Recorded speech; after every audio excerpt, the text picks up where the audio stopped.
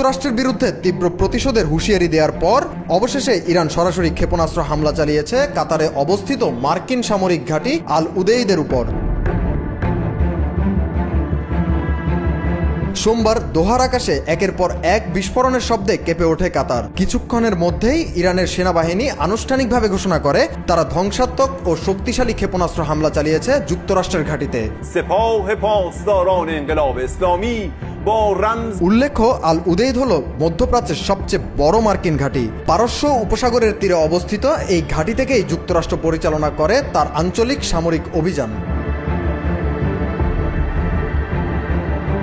এর আগে মার্কিন B-2 বোমারু বিমান থেকে 30,000 পাউন্ড ওজনের বাংকার বাস্টার বোমা নিক্ষেপ করা হয় ইরানের ভূগর্ভস্থ পারমাণবিক কেন্দ্রগুলোতে। প্রেসিডেন্ট ডোনাল্ড ট্রাম্প সেই হামলার পর ইঙ্গিত দিয়েছিলেন ইরানের সরকারকে উৎখাত করাও হতে পারে পরবর্তী পদক্ষেপ। তার পাল্টা জবাব হিসেবে এই বিমান ঘাঁটিতে হামলা চালায় বলে নিশ্চিত করেছে IRGC। আল উদেইদ ঘাঁটিতে ইরানি হামলা যুক্তরাষ্ট্রের জন্য এক বড় বার্তা হয়ে উঠেছে। কাতারের প্রতিরক্ষা মন্ত্রী আল জাজিরাকে জানান তাদের আকাশ প্রতিরক্ষা বাহিনী কিছু ক্ষেপণাস্ত্র আকাশেই ধ্বংস করতে সক্ষম হয়েছে, তবে হামলার তীব্রতা এত বেশি ছিল যে পুরো দোহা শহর জুড়ে আতঙ্ক ছড়িয়ে পড়ে। কাতারি কর্তৃপক্ষ জানায় এখন পর্যন্ত কোনো হতাহতের খবর পাওয়া যায়নি, তবে তারা এই হামলার তীব্র নিন্দা জানিয়েছে এবং প্রয়োজনে উপযুক্ত জবাব দিবে বলেও মন্তব্য করেন। এই হামলার আগে যুক্তরাষ্ট্রের কূটনৈতিক সূত্রে জানা গিয়েছিল গালফ অঞ্চলে মার্কিন ঘাঁটির উপর বিশ্বাসযোগ্য হামলার হুমকি রয়েছে। এই হুমকি বাস্তব হয়ে ওঠে যখন একই সময়ে ইরাকে অবস্থিত আইন আল আসাদ মার্কিন ঘাঁটিতে চালু করা হয় পূর্ণাঙ্গ আকাশ প্রতিরক্ষা ব্যবস্থা।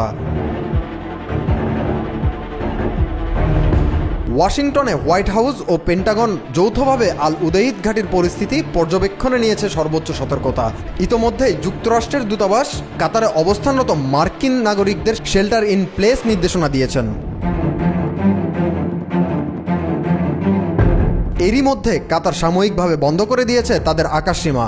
নিরাপত্তার কথা ভেবেই এই সিদ্ধান্ত নেওয়া হয়েছে বলে জানিয়েছেন দোহা প্রশাসন। অন্যদিকে ইসরায়েল একই দিন বোমা হামলা চালায় তেহরানের একটি রাজনৈতিক বন্দী শিবিরে, ফলে পরমাণু ও সামরিক কেন্দ্র ছাড়িয়ে এবার ইরানের অভ্যন্তরীণ শাসন কাঠামোকেও টার্গেট করা হচ্ছে। বিশ্বজুড়ে যখন তেল সরবরাহ নিয়ে দুশ্চিন্তা তৈরি হচ্ছে, তখন ইরান হুমকি দেয় উপসাগরীয় অঞ্চল দিয়ে তেল সরবরাহে বাধা দেবে, কিন্তু তেলের বাজার এখনও স্থিতিশীল। এর অর্থ আন্তর্জাতিক বাজার ইরানের হুমকিকে এখনও পূর্ণাঙ্গ সংঘাত বলে বিবেচনা করছে না। এই উত্তেজনার মধ্যেই ইরানের পররাষ্ট্রমন্ত্রী আব্বাস আরাকচি মস্কোয় গিয়ে সাক্ষাৎ করেন ভ্লাদিমির পুতিনের সঙ্গে। বিশ্লেষকদের ধারণা, পরবর্তী কৌশলের জন্য ইরান এখন রাশিয়ার কাছ থেকে রাজনৈতিক সমর্থন খুঁজছে। তবে বাস্তবতা হলো মধ্যপ্রাচ্য এখন যেন আগ্নেয়গিরির ঠিক আগ মুহূর্তে দাঁড়িয়ে। কাতার, ইরাক, ইরান সব জায়গায় মার্কিন ঘাঁটি এখন টার্গেটের তালিকা।